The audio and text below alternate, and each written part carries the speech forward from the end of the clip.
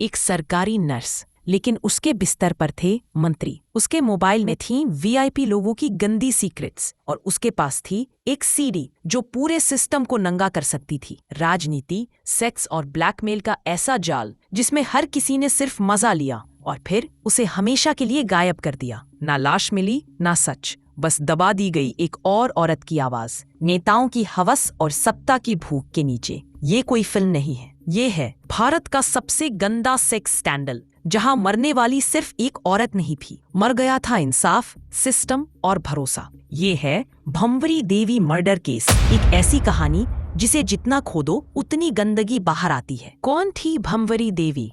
एक नर्स, एक ब्लैकमेलर, एक शिकार, या फिर सत्ता के उस खेल की मोहरा जो हम जैसे आम लोग समझ भी नहीं सकते? भंवरी देवी राजस्थान के जोधपुर की रहने वाली थी। सरकारी अस्पताल में ANM यानी ऑक्सिलरी नर्स मिडवाइफ के पद पर काम करती थी। सामान्य घर, आम सी जिंदगी, लेकिन उसकी पहुंच सीधी VIP कमरों तक थी।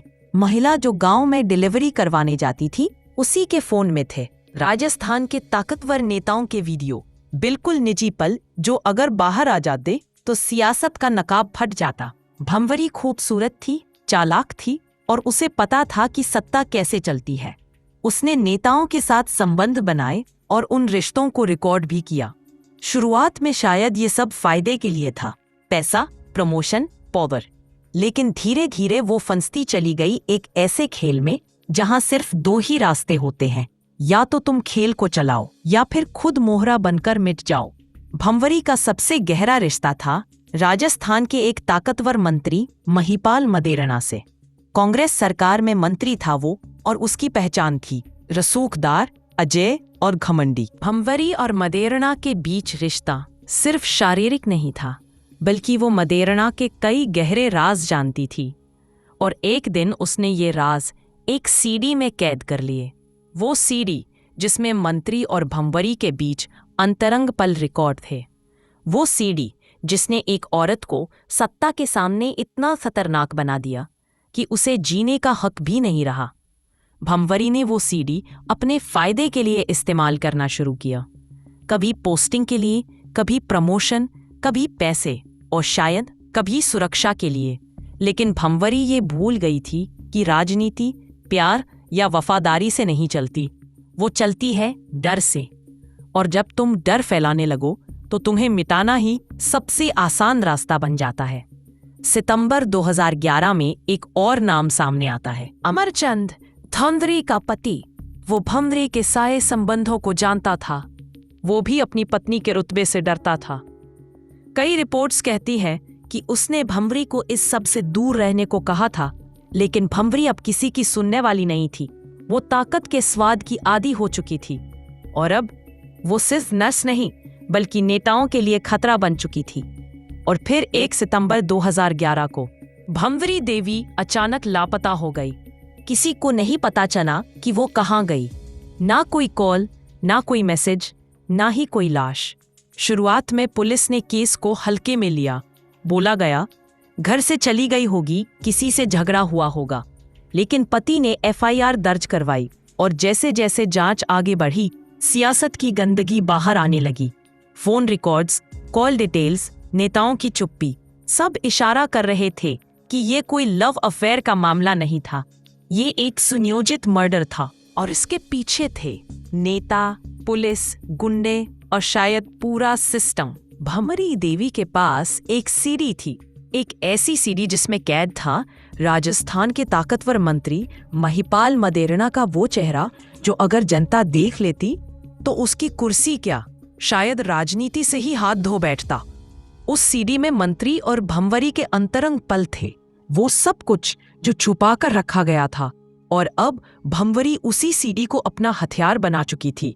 उसने सीधे महिपाल मदेरणा को ब्लैकमेल करना शुरू किया।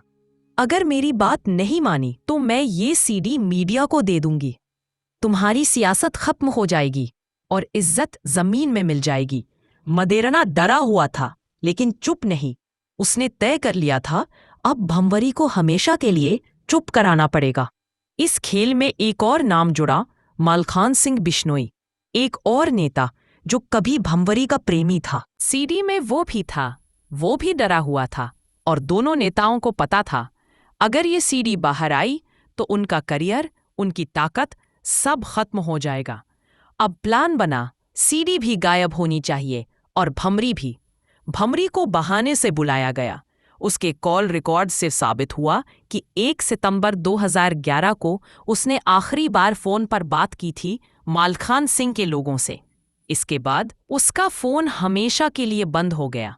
पुलिस शुरू में मामले को दबाने की कोशिश कर रही थी क्योंकि आरोपी कोई मामूली लोग नहीं थे। राज्य सरकार के मंत्री, एमएलए और स्थानीय प्रशासन के अधिकारी। लेकिन भंवरी की बेटी अमन और पति अमरचंद ने हार नहीं मानी। उन्होंने मीडिया में आवाज उठाई। उन्होंने कहा, हमारी मां को मारा गया है और उसे गायब करने में सरकार के लोग शामिल हैं। जैसे ही ये बातें मीडिया में आई, पूरा देश हिल गया। राजस्थान सरकार पर सवाल उठने लगे। कांग्रेस हाईकमान पर दबाव पड़ा और तब सरकार ने ये केस सीबीआई को सौंपने का फैसला लिया। सीबीआई की एंट्री ने केस में एक नया मोड़ ला दिया। सीबीआई ने सबसे पहले महिपाल मदेरणा और मालखान सिंह को पूछताछ के लिए बुलाया। दोनों ने शुरुआत में सब इनकार किया। हमारा कोई लेना देना नहीं है, हमें फंसाया जा रहा है। लेकिन सीबीआई के पास अब सिर्फ शक नहीं बल्कि सबूत भी थे। फोन कॉल्स, बैंक ट्रांजैक्शन और एक गवाह। और इसमें शामिल थे गुंडे, बिचौलिए और कुछ पुलिस अफसर भी। भंवरी की गुमशुदगी अब हत्या में बदल चुकी थी और सीडी जिसके लिए ये सब हुआ अब भी सीबीआई के हाथ नहीं लगी थी। क्या वो सीडी भंवरी के पास थी या किसी और ने उसका इस्तेमाल किया? क्या उसे मारकर सीडी जला दी गई या फिर वो सब कुछ अब भी कहीं छुपा हुआ है? ये वो सवाल थे जिनका जवाब तलाशते तलाशते सीबीआई राजस्थान के सबसे स्याह कोनों तक पहुंच गई थी। भंवरी देवी के गायब होने के कई हफ्तों बाद सीबीआई ने इस केस की जड़ तक पहुंचना शुरू कर दिया था और इस जड़ में थे नेता, दलाल और हत्यारे जो सभी एक बात जानते थे, वो औरत बहुत कुछ जानती थी और वो अब जिंदा नहीं रही। सीबीआई की पूछताछ में एक नाम सामने आता है, शक्ति सिंह, एक लोकल क्रिमिनल जो नेताओं के लिए काम किया करता था। सीबीआई ने जब उसे हिरासत में लिया तो उसने जो बताया वो दिल दहला देने वाला था। भंवरी को मारने का ऑर्डर मिला था। उसे जोधपुर से बाहर एक गांव ले जाया गया। वहां गाड़ी में ही उसका गला दबाया गया। लाश को बोरे में भरकर नदी के किनारे जलाया गया। फिर उसकी राख फैला दी गई। पूछने पर उसने कहा, क्योंकि साहब लोग कह रहे थे अगर ये औरत जिंदा रही तो सबकी इज्जत, करियर और नाम तबाह हो जाएगा। सीबीआई के पास अब सिर्फ संदेह नहीं था, अब था हत्यारा और कबूलनामा। इसके बाद गिरफ्तार किए गए साहिल जैन, संदीप और भंवरी के जानकार लोग जो इस पूरे किडनैप मर्डर ऑपरेशन में शामिल थे। सीबीआई ने कोर्ट में दर्ज किया, भंवरी को पहले लालच दिया गया, फिर उसे बहाने से बुलाया गया, फिर एक कार में बैठाकर बाहर ले जाया गया और फिर उसका गला दबा दिया गया। सीबीआई ने बताया कि हत्या के तुरंत बाद भंवरी की लाश को एक जगह ले जाकर जला दिया गया और सबूत मिटाने के लिए उसकी राख को पानी में बहा दिया गया। ये सब कुछ ऐसे प्लान किया गया था जैसे कोई मिशन हो। ना लाश, ना गवाह, ना सबूत। लेकिन फिर भी सीबीआई ने उन चीजों को ढूंढ निकाला जो हत्यारों ने भी नहीं सोचा था। भंवरी के मोबाइल की लोकेशन हिस्ट्री, गाड़ी के जीपीएस रिकॉर्ड और कॉल्स की टाइमिंग ने एक ऐसी तस्वीर बना दी जिसमें हर किरदार की जगह फिक्स हो गई।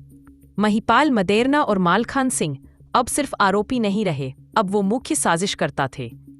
दोनों नेताओं को जेल भेज दिया गया। राजस्थान में तूफान मच गया। सरकार पर सवालों की बौछार, मीडिया की 24/7 कवरेज और एक महिला की मौत जिसे सबने इस्तेमाल किया और फिर मार डाला। लेकिन इस पूरे केस में अब भी एक सवाल जिंदा था, भंवरी की लाश कहाँ है? सीबीआई ने नदी के किनारे खुदाई करवाई। कई जगह से राख और हड्डियों के अंश मिले। डीएनए जांच हुई, लेकिन कोई पुष्टि नहीं हो सकी। भंवरी देवी अब भी लापता थी। कानूनी रूप से मरी नहीं थी, पर देश जान चुका था वो अब इस दुनिया में नहीं थी। सीबीआई ने चार्जशीट फाइल कर दी थी। सबूत, गवाह और हत्यारों की गवाही सब ये साबित कर रहे थे कि भंवरी देवी की हत्या हुई थी। लेकिन एक बात अब भी अधूरी थी, उसकी लाश नहीं मिली थी। कानून कहता है कोई हत्या तभी पूरी मानी जाती है जब उसका शरीर या पर्याप्त फॉरेंसिक सबूत मिले। सीबीआई के पास राख, जली हुई हड्डियां और कबूलनामे थे, लेकिन भंवरी की मौत अब भी कथित बनी हुई थी और यहीं से शुरू हुआ कोर्ट का संघर्ष। सीबीआई ने कोर्ट में बताया, हमारे पास है CCTV footage, mobile location, call record और अभियुक्तों की गवाही। ये साबित करता है कि भंवरी को मारा गया था और उसके शरीर को पूरी प्लानिंग से नष्ट कर दिया गया। लेकिन डिफेंस यानी नेताओं के वकील बोले, ना कोई बॉडी मिली, ना पोस्टमार्टम हुआ, ना मौत की पुष्टि, तो ये मर्डर कैसे? मामला सालों तक कोर्ट में घसीटा गया। 2012 में महिपाल मदेरणा को पार्टी से निकाल दिया गया। वो जेल गया, फिर जमानत पर छूट गया। 2021 में उसकी मौत हो गई बिना किसी सजा के। मालखान सिंह को भी जेल हुई, लेकिन बाद में उसे भी बेल मिल गई। आज वो खुलेआम घूम रहा है। सीबीआई ने 2022 में केस बंद नहीं किया, लेकिन जिस रफ्तार से जांच चल रही थी उससे साफ था ये केस अब फाइलों में दफन होता जा रहा है। अब आते हैं उस इंसान पर जिसने इस केस में सबसे ज्यादा खोया, भंवरी देवी की बेटी अमन। वो सिर्फ 12 साल की थी जब उसकी माँ गायब हुई। वो हर दिन इंतजार करती थी, शायद माँ वापस आएगी, शायद आज कोई जवाब मिलेगा, लेकिन ना माँ लौटी, ना ही कोई इंसाफ। अमन ने कई बार मीडिया से कहा, मेरी माँ को मार दिया गया, लेकिन किसी ने आज तक उसे इंसाफ नहीं दिया। आज भी अगर आप जोधपुर की गलियों में जाओ तो लोग आपको कहेंगे, भंवरी देवी, हाँ वो जो मंत्री जी के साथ थी ना, उसे तो गायब कर दिया गया था। और अंत में एक औरत जो सिस्टम का हिस्सा थी, जिसे सिस्टम ने ही इस्तेमाल किया और फिर उसी सिस्टम ने उसे मिटा दिया।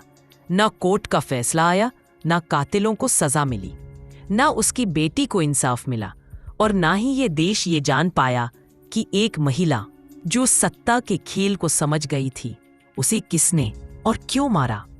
ये थी सच्ची कहानी, द भानुवरी देवी मर्डर केस, एक केस जो आज भी अधूरा है। अगर आपको लगता है कि ये सिर्फ मर्डर नहीं बल्कि एक सिस्टम की साजिश थी, तो इस वीडियो को जरूर शेयर करें ताकि वो सवाल जो भंवरी के साथ दफन हो गया था फिर से जिंदा हो सके। और ऐसी ही सच्ची अनसुनी कहानियों के लिए चैनल को सब्सक्राइब करें, क्योंकि अगली कहानी हो सकता है आपके शहर की हो।